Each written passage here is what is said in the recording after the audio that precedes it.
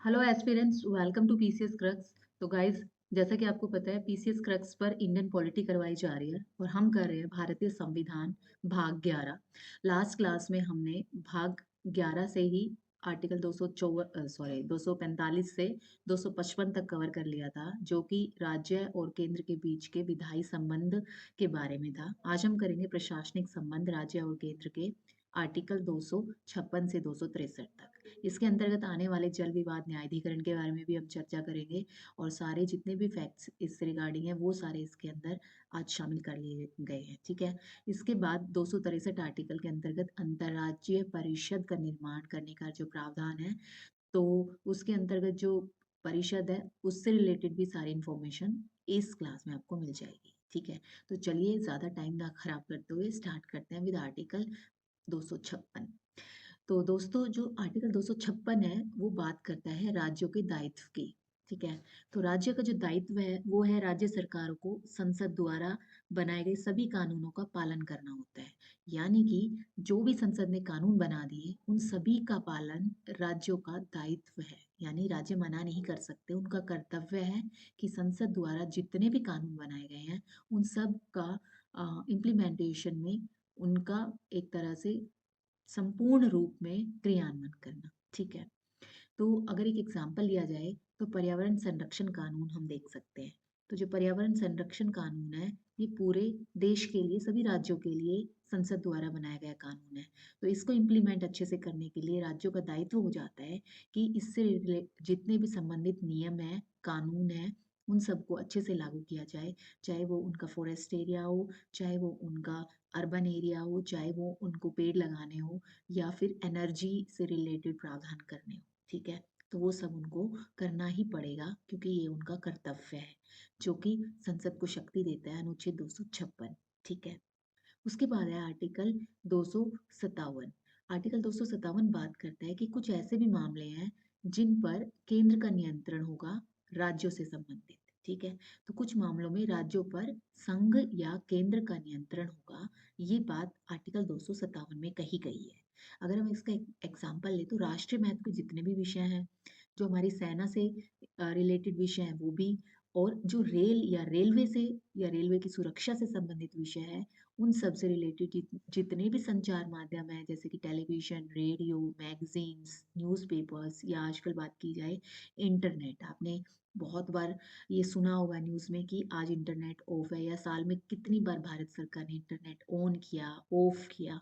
तो ये किन कारणों से किया जाता है? या तो राष्ट्रीय महत्व के मुद्दे होते हैं, या सेना से रिलेटेड, उसकी सुरक्षा से रिलेटेड, कि बाहर किसी तरह से कोई इम्पोर्टेंट फैक्ट ना चला जाए, कोई इम्पोर्टेंट न्यूज़ या बुलेटिन ना निकल के किसी दुश्मन देश के पास चला जाए, इसलिए इस तरह की एहतियात बरतनी पड़ती है देश में। ठीक है। इसके अलावा रेलवे सुरक्षा भी एक इम्पोर्टेंट चीज़ हो जाती है। तो यानी कहने का मतलब ये है कुछ मामलों में, यानी जो राष्ट्रीय महत्व के मामले, भाई सेना भी राष्ट्रीय महत्व है, राष्ट्रीय तो है ही, रेलवे सुरक्षा भी राष्ट्रीय महत्व है, इसके अलावा भी कई और एरियाज में राष्ट्रीय महत्व हो सकता है। तो ऐसी स्थिति जब उत्पन्न हो जाए तो अ, केंद्र को ये शक्ति देता है अनुच्छेद 257 कि वो राज्यों पर नियंत्रण स्थापित कर सके। तो राज्य इस तरह से बच नहीं सकते कि ये तो हमारे क्षेत्र में है तो केंद्र यहाँ पर कुछ हमारे ऊपर नियंत्रण या चेक एंड कंट्रोल नहीं कर सकता। ठीक है। क्योंकि ये शक्ति केंद्र को आर्टिकल 257 से मिलती है। ओके। अब उसके बाद आर्टिकल 258। आर्टिकल 258 बात करता है कि जो प्रशासनिक मशीनरी है राज्य सरकार के पास, उसका उपयोग केंद्र सरकार कर सकती है अगर केंद्र सरकार को राष्ट्रीय योजनाओं को लागू कराना हो। ठीक है। तो जैसे कि बहुत सारी ऐसी राष्ट्रीय योजनाएं हैं जिनको केंद्र सरकार लागू करवाने के लिए राज्य सरकारों पर निर्भर है। तो राज्य सरकारों से कैसे कार्य कराएगी? देखिए, अगर बात डीबीटी की कराई जाए, डीबीटी यानी कि डायरेक्ट बैंक ट्रांसफर। ठीक है। यानी लोगों के खातों में सीधे पैसे पहुंचाना, तो उसके लिए राज्य सरकारों के तंत्र की जरूरत पड़ेगी ना। राज्य सरकार के अंतर्गत ही बैंक की जो शाखाएं हैं वो उपलब्ध होंगी, है ना। तो उन्हीं के थ्रू, क्योंकि उन्हीं राज्य सरकार से ही रिलेटेड सारे के सारे इंफ्रास्ट्रक्चर इन्वॉल्व होते हैं। ठीक है, जितनी भी संरचनाएं, आधारभूत संरचनाएं किससे जुड़ी हुई होती है, राज्य सरकार से। तो एक तरह से जो ये तंत्र है पूरा का पूरा राज्य सरकार का, वो हेल्पफुल होता है केंद्र सरकार की राष्ट्रीय योजनाओं को लागू करने के लिए। तो जो भी प्रशासनिक मशीनरी है, प्रशासनिक मशीनरी में क्या आ सकता है, प्रशासन से रिलेटेड सब कुछ, यानी कि उनके ऑफिसेस, उनके अधिकारी, ठीक है, अफसर जो उनके हैं वो, उनके कर्मचारी है वो, ठीक है, यानी कि ग्रास रूट से लेकर अपर लेवल तक जो भी मशीनरी यूज होती है, चाहे उसमें इंटरनेट हो वहाँ का, चाहे वहाँ का कंप्यूटर सेल हो, ठीक है, चाहे वहाँ के और इसके अलावा सड़कें हो या बिजली हो, जो भी हो, कुछ भी जरूरत पड़ती है राष्ट्रीय योजनाओं को लागू कराने के लिए, वो सारे की सारी जो चीजें हैं वो प्रशासनिक तंत्र या प्रशासनिक मशीनरी कहलाता है, ठीक है।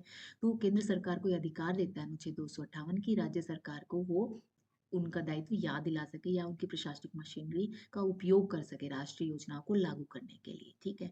एक तरह से ये शक्तियों का प्रत्यायोजन यानी कि डेलीगेशन ऑफ पावर है। इसका मतलब है कि जो प्रेसिडेंट है उनको अधिकार है कि केंद्रीय सरकार से रिलेटेड राष्ट्रीय योजनाओं को लागू कराया जा सके अपनी शक्तियों का प्रत्यायोजन करके, यानी कि अपनी शक्तियों को हस्तांतरित करके राज्य सरकार को। वही, क्योंकि राज्य सरकार ही तो कर रही है ना लागू, तो एक तरह से अब देखो अधिकार तो प्रेसिडेंट के पास है, head of the state president है, प्रेसिडेंट केंद्र सरकार एक ही बात है। तो फिर उनके हेल्प के लिए राज्य सरकार हेल्प करती है राष्ट्रीय योजनाओं को लागू करने के लिए, तो एक तरह से सत्ता का हस्तांतरण हो गया है ना। तो राज्य सरकार की सहमति से संघ की कार्यपालिका से संबंधित सभी कार्य जो है जब होते हैं तो इसको शक्तियों का प्रत्यायोजन कहेंगे, ठीक है। इसके अलावा जो नेक्स्ट पॉइंट याद करने का है वो है प्रशासनिक लागतों का भुगतान। अब जो प्रशासनिक मशीनरी का यूज हुआ, राज्य सरकार की प्रशासनिक मशीनरी यूज हो रही है, पूरी की पूरी हो रही है, तो उसमें एक्स्ट्रा फंड या हो सकता है कि कुछ एक्स्ट्रा एफर्ट भी लगाने पड़े राष्ट्रीय योजनाओं को लागू करने के लिए, है ना। राज्य सरकार को कुछ एक्स्ट्रा, जैसे कि सड़क बनानी पड़ जाए, गांव तक पहुंच बनाने के लिए एक्स्ट्रा कर्मचारी नियुक्त करने पड़ जाए, क्योंकि बहुत बड़ी योजनाएं जब हो जाती है, कम समय में ज़्यादा काम करना होता है, तो कर्मचारियों को एक तरह से वो नियुक्ति देती हैं या लगाती है एक अवधि के लिए, तो खर्च हो जाता है उनका।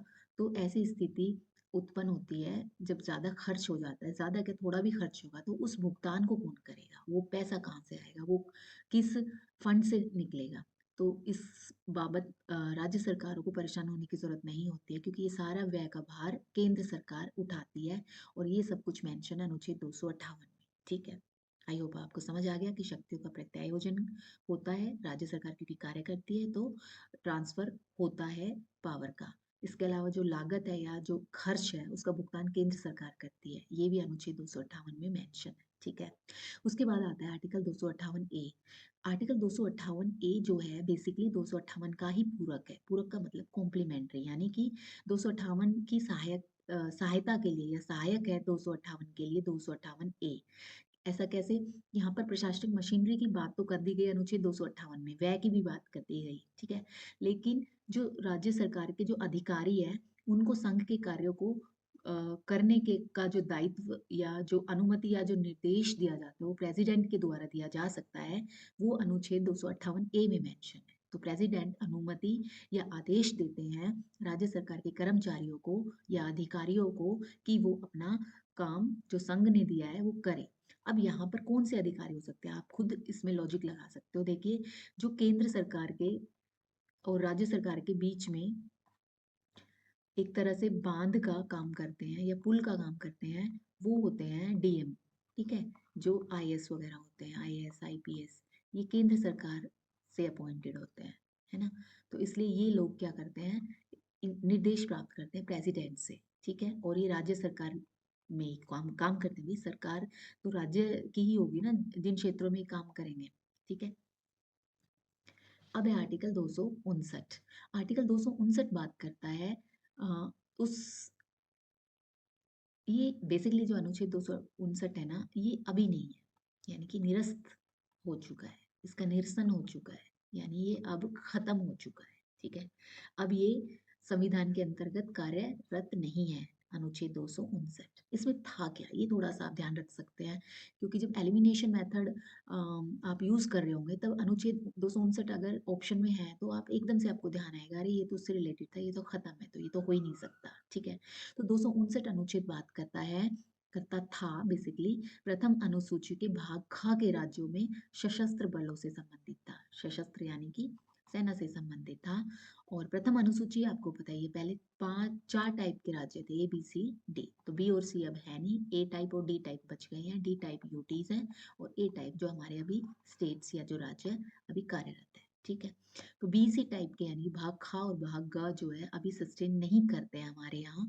तो इसलिए जब ये राज्य पुनर्गठन अधिनियम आया था 1956 का 7वां संविधान संशोधन के अंतर्गत, तभी से ये निरस्त हो गया है। क्योंकि जब राज्य ही नहीं है उस तरह के तो उसका काम भी नहीं है, खत्म हो गया उस अनुच्छेद का। ठीक है, तो आपको ध्यान रखना है। उसके बाद बात आती है अनुच्छेद 260 की। अनुच्छेद 260 बात करता है अंतरराष्ट्रीय सहयोग की। देखिए, जितने भी बाकी के अनुच्छेद थे वो बात कर रहे थे राज्य और केंद्र की।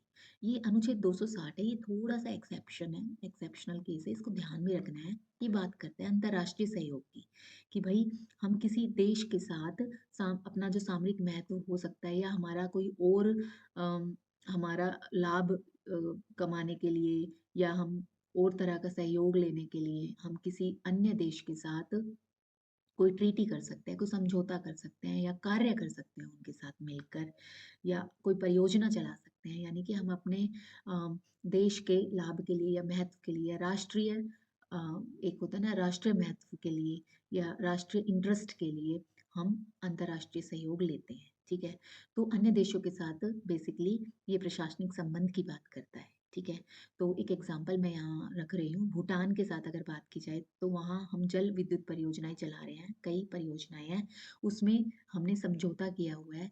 और हमने समझौता करके वहाँ की जो विधायी है यानी कि जल विद्युत परियोजना से संबंधित जो विधायी प्रावधान है या न्यायिक कार्य है उसको जो संभालना, यानी कि उस पर जो निर्णय लेना है उसका जो अधिकार है, चाहे वो कार्यकारी अधिकार हो, विधायी अधिकार हो या न्यायिक कार्य हो, इन सब पर भारत का अधिकार है प्रशासनिक। ठीक है, एक तरह से प्रशासनिक अधिकार। तो प्रशासनिक अधिकार ना केवल हमारा राज्यों के साथ है, केंद्र और राज्यों का संबंध है, बल्कि केंद्र और अन्य या अंतर्राष्ट्रीय सहयोग के लिए भी या अन्य देशों के साथ भी है। ठीक है, तो यहाँ पर राज्य सरकार भी हो सकते हैं, क्योंकि भूटान के साथ जो हमारे राज्य लगे हुए हैं वो कौन से हैं, वो जैसे कि बात की जाए सिक्किम की, है ना, तो सिक्किम है भूटान के साथ, वेस्ट बंगाल है। तो ये जो राज्य है ये भी इसके साथ संदर्भित है। तो भारत में अगर बात की जाए तो भारत के राज्य सरकारें एक दो राज्यों की, और इसके अलावा केंद्र सरकार और अंतर्राष्ट्रीय सहयोग के लिए अंतर्राष्ट्रीय या अन्य जो देश है भूटान नाम का, उसके साथ ये एग्जाम्पल आप समझ सकते हैं। ठीक है, उसके बाद अनुच्छेद 261। अनुच्छेद 261 बात करता है कि एक राज्य का जो फैसला है दूसरे राज्य में भी वो मान्य होगा, यानी कि पूर्ण विश्वास और मान्यता की बात है अनुच्छेद 261 में। देखिए, अगर ऐसा होने लगा कि भाई हरियाणा में अम, एक रूल बन गया, ठीक है, और पंजाब का दूसरा रूल है, ठीक है, इसका दूसरा रूल है, तो जो हरियाणा का रूल है वो पंजाब में आके अमान्य हो जाता है पूरी तरह से। ऐसा नहीं होना चाहिए। तो कुछ रूल जो है दोनों जगह पे सेम है, और अ, अगर सेम नहीं भी है तो दूसरे स्टेट के रूल को मानना उसका एक तरह से कर्तव्य है। ठीक है, ये अधिकार है, यानी कि एक तरह से जो न्यायिक न्यायिक निर्णय है उसका निष्पादन करने का एक ये जरिया है अनुच्छेद 261, जो कि अधिकार देता है सभी राज्यों को कि वो जो भी उनके वहां पर नियम और कायदे हैं उसी को उसी तरह से दूसरे राज्य भी समझे। ठीक है, तो एक एग्जाम्पल हम यहाँ ले सकते हैं, यदि हरियाणा में किसी व्यक्ति ने अपना नाम चेंज कराया है कानूनी रूप से, तो अगर हम कर्नाटक में वो व्यक्ति जाएगा तो वहां पर भी वो अपना नाम अपडेट करेगा। ठीक है, करेगा ही, क्योंकि उसका नाम मान लो पहले उसका नाम राजेश कुमार था, अभी उसने कानूनी रूप से चेंज करा के राजेश खन्ना करा लिया है। ठीक है, तो अब कानूनी रूप से हरियाणा में चेंज हो चुका है उसका नाम। तो जब वो यहाँ पर जाकर अपना अपडेट कराएगा, या मान लो कर्नाटक में पहले से उसका कोई बैंक अकाउंट है, तो वहां जाके वो अपना नाम चेंज कराना चाहता है तो वो करा सकता है। ठीक है, वो इसलिए मना नहीं कर देगा, कर्नाटक की सरकार इसलिए मना नहीं कर देगी कि भाई कर्नाटक में तुमने नहीं चेंज कराया, तुमने तो जाके हरियाणा में कराया तो हम नहीं करेंगे, ऐसा नहीं होगा। ठीक है, तो यानी कि एक राज्य का फैसला दूसरे राज्य में भी मान्य होगा, बहुत सारी चीज़ों में होगा। लेकिन अगर बिल्कुल ही अलग कोई चीज़ है, जैसे कि कोई फायदा निवास स्थान वगैरह जैसे डोमिसाइल वगैरह है या फिर कास्ट सर्टिफिकेट्स, वो एक अलग मैटर हो जाता है। मुझे पता है आपके दिमाग में वही सब आ रहा होगा। है ना?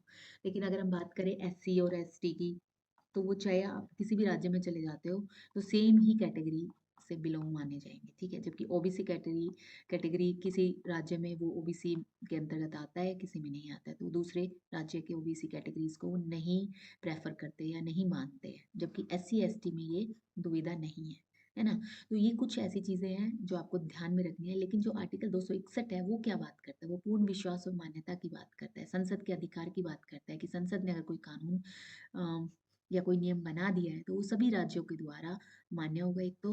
और जो अनुच्छेद 261 है, वो ये भी बात करता है, कोई भी न्यायिक निर्णय वो हर जगह पर अच्छे से लागू होगा। कोई भी राज्य मना नहीं कर सकता दूसरे राज्य के फैसले को, ठीक है? उसके बाद है अनुच्छेद 262। अनुच्छेद 262 बात करता है राज्यों के बीच नदी जल बँटवारे या निपटारे से संबंधित। तो ये तो पता ही है, जग ज़ाहिर है कि पानी जो है या जो जल है, वो हमेशा से कम रहा है हमारी ज़रूरतों से। तो इसलिए कई राज्यों में पानी को लेकर शुरू से ही काफ़ी विवाद रहे हैं। तो इसी से रिलेटेड अनुच्छेद 262 बनाया गया कि संसद को अधिकार दिया गया कि वो कानून बना सकता है जल के निपटारे से रिलेटेड, ठीक है? तो जल उपयोग कौन-सा राज्य कितना करेगा, वितरण कितना होगा, नियंत्रण किसका होगा, ये सारे जो विवाद संबंधित प्रश्न थे, तो इस पर जो अधिकार है वो संसद को दिया गया है कानून बनाने का, ठीक है? यहाँ पर न्यायालयों को बहुत सीमित अधिकार है।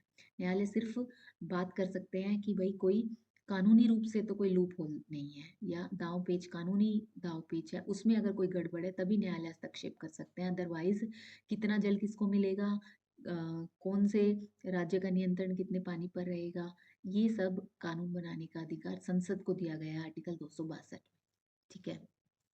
अब हम बात कर लेते हैं न्यायाधिकरणों की स्थापना। बेसिकली जो जितने भी जल विवाद है, ये संसद को अधिकार देता है कि वो कोई भी न्यायाधिकरण जल विवाद से संबंधित बना सकता है। यही आर्टिकल 262 है, ठीक है? नदी जल बँटवारे से संबंधित न्यायाधिकरण की स्थापना कर सकती है संसद। तो अभी तक कई न्यायाधिकरण बन चुके हैं। तो न्यायाधिकरण जो है, इनकी शक्ति क्या है? एक तो ये अंतर्राज्यीय जल विवाद अधिनियम 1956 से शक्ति प्राप्त करते हैं, जिसमें कि इनके निर्णय अंतिम होते हैं। सभी स्टेक होल्डर्स को, यानी कि सभी राज्यों को ये मान्य होने चाहिए इनके द्वारा दिए गए निर्णय, ठीक है? होने चाहिए नहीं, होते ही हैं, उनको मानने ही पड़ते हैं। हालाँकि यहाँ पर बात जो न्यायालय की बात की जाए, जो हमने बात की पीछे कि न्यायालयों को बहुत कम या सीमित अधिकार है, वो सिर्फ़ यही है कि कानूनी दाँव-पेचों के मामलों में वो सुनवाई कर सकता है न्यायालय, और न्यायालय भी सिर्फ़ सुप्रीम कोर्ट, कोई हाई कोर्ट में नहीं जा सकता मामला। भई हाई कोर्ट में तो वैसे भी आप लॉजिक लगा सकते हो, क्यों नहीं जाएगा? क्योंकि 2 राज्यों का मामला है, तो कौन से हाई कोर्ट में जाएगा? किस राज्य के हाई कोर्ट में जाएगा? पहला प्रश्न तो यही है। दूसरा प्रश्न ये है, अगर उनमें से किसी एक के पास जा चला भी जाएगा, तो दूसरे राज्यों को उस पर भरोसा नहीं होगा। तो एक सुप्रीम कोर्ट की ज़रूरत पड़ेगी यहाँ पर, तो इसलिए हमारा उच्चतम न्यायालय है, वो सुनवाई करता है, वो भी सिर्फ़ कानूनी दाँव-पेचों के मामलों में। अदरवाइज़ सारे कानून बनाने का जो अधिकार है, वो संसद को है, ठीक है? अब कुछ न्यायाधिकरण में जल विवाद से संबंधित जो अभी तक बने हुए न्यायाधिकरण हैं, वो हम एक बार देख लेते हैं। ये कुल मिलाकर 8 न्यायाधिकरण हैं, जो कि अभी तक मेरी नज़र में बने हैं, जिनको आपको याद रखना है, ठीक है? तो जो सबसे पहले जो न्यायाधिकरण बना था, वो गोदावरी जल विवाद से संबंधित बना था। वो बना था अप्रैल 1969 में। तो आपको ध्यान रखना है, गोदावरी जल विवाद अप्रैल 1969 में बना। इससे संबंधित या अफ़ेक्टेड जो राज्य है, वो है, या जिनके बीच में विवाद है, वो है आंध्र प्रदेश, मध्य प्रदेश, महाराष्ट्र, कर्नाटका और ओडिशा, ठीक है? अब देखिए, मैंने यहाँ पे आंध्रा के साथ तेलंगाना नहीं लिखा है, वो इसलिए नहीं लिखा क्योंकि ये इसका निपटारा हो चुका है। गोदावरी जल विवाद अब नहीं है, पहले था 1969, उसके बाद इसका निपटारा हो चुका है इस विवाद का, ठीक है? उसके बाद जो दूसरा न्यायाधिकरण बना था, वो कृष्णा जल विवाद, ये भी अप्रैल 1969 में बना, और अफ़ेक्टेड जो राज्य हैं वो आंध्र, कर्नाटक और महाराष्ट्र। देखिए, गोदावरी कहाँ से कहाँ निकलती है? वो जो स्टार्टिंग पॉइंट है गोदावरी का निकलने का, वो महाराष्ट्र से है, अगर आपको पता है। महाराष्ट्र से बहते हुए वो कर्नाटका आती है, फिर कर्नाटका से वो एमपी जाती है, फिर आंध्र जाती है और फिर उड़ीसा से बाहर निकल जाती है, ठीक है? अब कृष्णा जल विवाद है, इसमें भी यही तीनों महाराष्ट्र से कृष्णा निकलती है, महाबलेश्वर से, फिर उसके बाद वो पहुँचती है कर्नाटका में, फिर आंध्र से निकल जाती है बाहर, बंगाल की खाड़ी में, ठीक है? तो ऐसे भी आप ध्यान रख सकते हो। फिर अगर आपने ज्योग्राफी अच्छे से कर ली है तो आपको ये याद रखने में कोई ज़्यादा दिक्कत नहीं होगी। उसके बाद है नर्मदा नदी जल विवाद, जो कि अक्टूबर 1969 में, तो मैंने सीक्वेंस में ही रखे हैं सारे, जिससे कि आपको याद रखने में भी प्रॉब्लम ना हो, और अगर इसकी क्रोनोलॉजी पूछ ली जाए तो भी आपको कोई इश्यू नहीं होगा। और इस तरह के क्वेश्चंस पूछे जाते हैं। आप ये मत सोचना कि ये एक्स्ट्रा है, एक्स्ट्रा बिल्कुल भी नहीं है, कुछ भी एक्स्ट्रा नहीं है मेरी क्लासेस में, सब कुछ आ रहा है एग्जाम में, ठीक है। तो नर्मदा नदी जल विवाद अक्टूबर 1969 में इससे रिलेटेड न्यायाधिकरण की स्थापना हुई। और राज्य जो इससे प्रभावित है वो देखिए, नर्मदा कहाँ से निकलता है आपको पता है, एमपी से निकलता है, अमरकंटक से, ठीक है। तो एमपी से निकलने के बाद वो आता है राजस्थान, राजस्थान के बाद गुजरात, फिर उसके बाद महाराष्ट्र, ठीक है। उसके बाद रावी व्यास जल विवाद, रावी व्यास, ये दोनों जो नदियां हैं वो बेसिकली निकलती कहाँ से, हिमाचल प्रदेश से, ठीक है। तो हिमाचल प्रदेश से तो निकल जाती है, लेकिन जो जल विवाद है वो किन के बीच में होता है, पंजाब, हरियाणा और राजस्थान, क्योंकि इसका जो जल है वो इधर ही फ्लो होता है, बेसिकली पंजाब की तरफ होता है, लेकिन हरियाणा भी इससे पानी लेता है, और राजस्थान का जो भाखड़ा नांगल बांध है वो तो इसी के ऊपर एक तरह से डिपेंड है, ठीक है। तो ये विचाराधीन है, इसका ध्यान रखना है। ये अप्रैल 1986 में इसका गठन हुआ था इस न्यायाधिकरण का, और ये विचाराधीन है। अब जो शुरू की तीन है ना, वो उन सब का तो विवाद निपटारा खत्म हो चुका है, लेकिन जो अभी हम करेंगे जितने भी बाकी के न्यायाधिकरण, वो सारे विचाराधीन है, यानी कि वो सब अभी चल रहे हैं। अभी ये विवाद निपटारे इनके नहीं हुए हैं, ठीक है। उसके बाद है कावेरी जल विवाद, जो कि जून 1990 में बना इसका न्यायाधिकरण। और कावेरी देखिए कहाँ से निकलती है, कावेरी निकलती है कर्नाटका से। कर्नाटका के बाद वो जाती है केरला में, ठीक है। केरला के बाद वो तमिलनाडु और फिर पुडुचेरी से निकल जाती है। तो जब तमिलनाडु का नाम आता है ना तो पुडुचेरी आएगा ही आएगा। और एक चीज और ध्यान रखना है, जब विचाराधीन आ जाती है ना तो इसमें जितने भी अभी लेटेस्ट जो राज्य उनके साथ जुड़े हुए हैं, जैसे कि आंध्रा के साथ तेलंगाना, तो वो जरूर जोड़ना है, उसको हटाना नहीं है, ये ध्यान रखना है। देखिए जैसे कि अब नेक्स्ट आ गया कृष्णा नदी जल विवाद 2, इससे पहले वाला भी था, उसमें मैंने तेलंगाना मेंशन नहीं किया था क्योंकि वो जो विवाद था उसका निपटारा हो चुका था, और ये वाला इसका निपटारा नहीं हुआ है, ये अभी चल रहा है अप्रैल 2004 से। कर्नाटका से निकलती है, ये कृष्णा नदी निकलती है महाराष्ट्र से, फिर कर्नाटका में आती है, फिर आंध्रा से। और अब क्योंकि तेलंगाना भी आंध्रा का ही पार्ट हो गया है, तो पहले तेलंगाना फिर आंध्रा से निकल के बाहर आ जाती है, ठीक है। ये विचाराधीन है, ये सारी विचाराधीन है।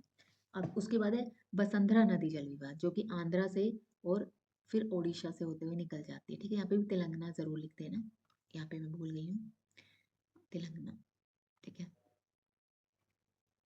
वैसे ये थोड़ा सा मैंने रेड में भी डाल दिया है, ये इसको चेक कर लेना भाई, हो सकता है, क्योंकि मुझे ना थोड़ा ध्यान से आ रहा है कि ये मैंने आंध्रा इसीलिए लिखा हुआ क्योंकि ये तेलंगाना से निकलती नहीं होगी, क्योंकि आंध्रा से ही ओरिजिनेट होती है शायद बसंतरा नदी, ठीक है।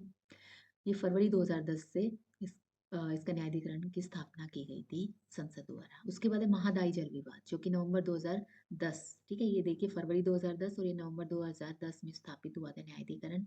और महादाई जो नदी है वो गोवा में सिचुएटेड है, ठीक है। तो इसलिए गोवा, कर्नाटक, महाराष्ट्र, ये तीनों स्टेट्स इसके अंदर है, और ये विचाराधीन मामला है अभी, ठीक है।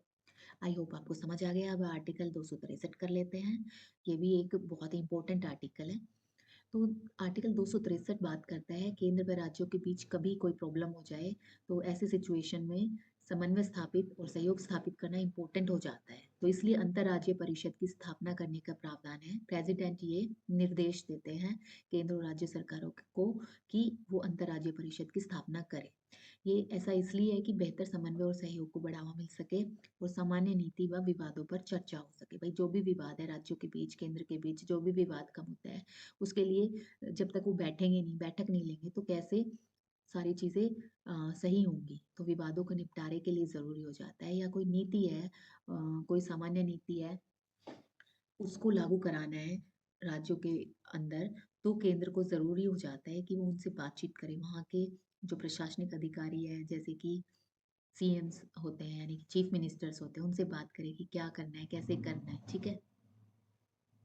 तो इसका एक बेस्ट एग्जाम्पल है 1988 में सरकारी आयोग ने एक सिफारिश की थी, और इसी सिफारिश पर 1990 में प्रेसिडेंट की पहल पर अंतर्राज्यीय परिषद का गठन किया गया, पहली अंतर्राज्यीय परिषद, ठीक है।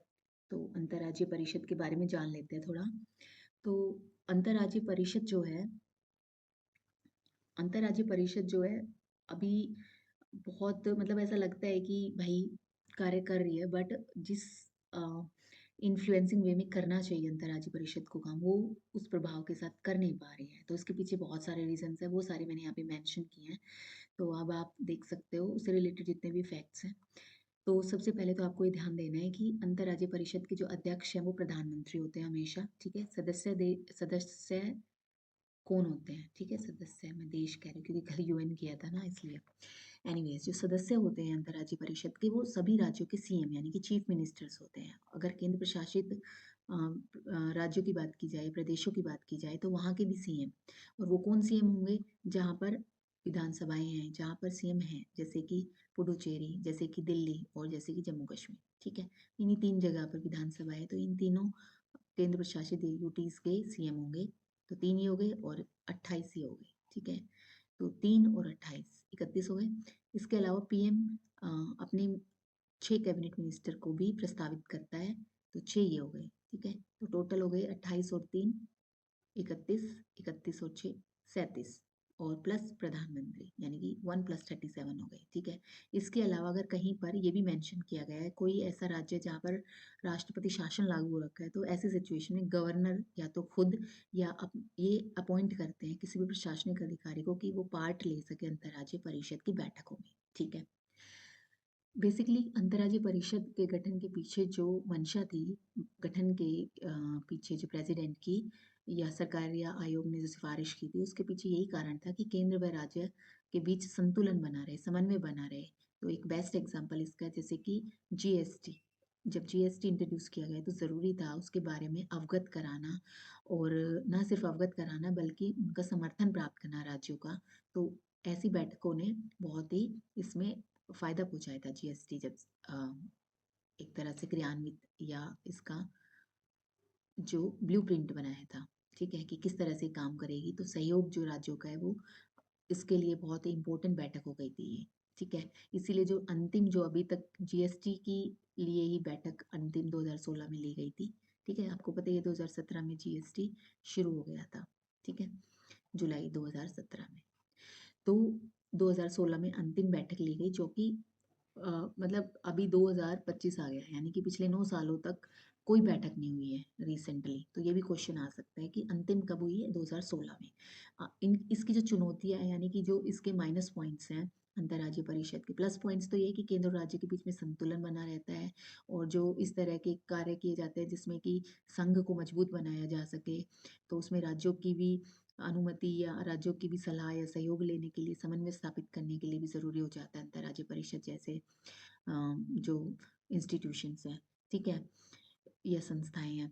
तो इसमें चुनौतियां भी हैं। चुनौतियां सबसे बड़ी तो ये है कि अनियमित बैठकें, ऐसा नहीं है कि हर साल होती है ऐसी बैठकें। जब प्रधानमंत्री चाहे तब इनको प्रेसिडेंट के थ्रू बुलाते हैं, जो कि बहुत अनियमित है। अभी तक कुल 11 ही हुई है। 1990 में सबसे पहले बनी थी। 1990 से लेके 2025 आ चुका है, यानी 25 वर्ष ही हो गए, 10 वर्ष हो गए, 35 वर्षों में सिर्फ 11 बैठकें हुई हैं, और 2016 के बाद तो एक भी नहीं हुई है।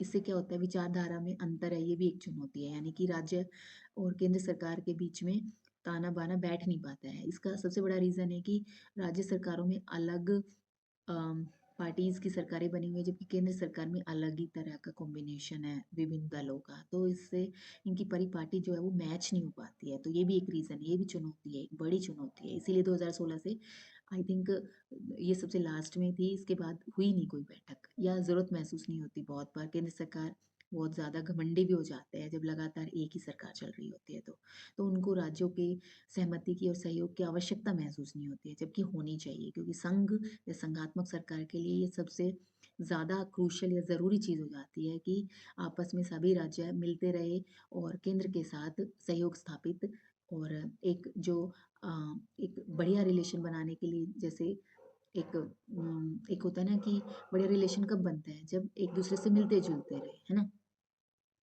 और जो आखिरी चुनौती है उसको हम ये मान सकते हैं कि केंद्र व राज्य की जो आवश्यकता है उनमें अंतर है ना। अभी जो बात हुई कि केंद्र सरकार की जो राष्ट्रीय योजना है वो अलग टाइप की होती है, राज्य की आवश्यकता रीजनल बेसिस पर अलग हो सकती है। वहाँ की जो चैलेंजेस हैं वो अलग है, राज्य के पहाड़ी क्षेत्रों के अलग है, मैदानी क्षेत्रों के अलग है, कोस्टल एरियाज के अलग है, और केंद्र के बिल्कुल ही अलग चल रहे होते हैं। तो इसलिए भी आवश्यकता महसूस नहीं होती है। इसीलिए केंद्र जो है वो अपनी मनमानी भी करता है बहुत बार, ठीक है, जो कि सही नहीं है, तो ये भी एक बड़ी चुनौती हो जाती है। तो गाइस, ये थी आज की क्लास। तो आई होप आपको क्लास पसंद आई होगी। तो मिलते हैं नेक्स्ट क्लास में। तब तक के लिए tata, bye bye, take care and thanks for listening me.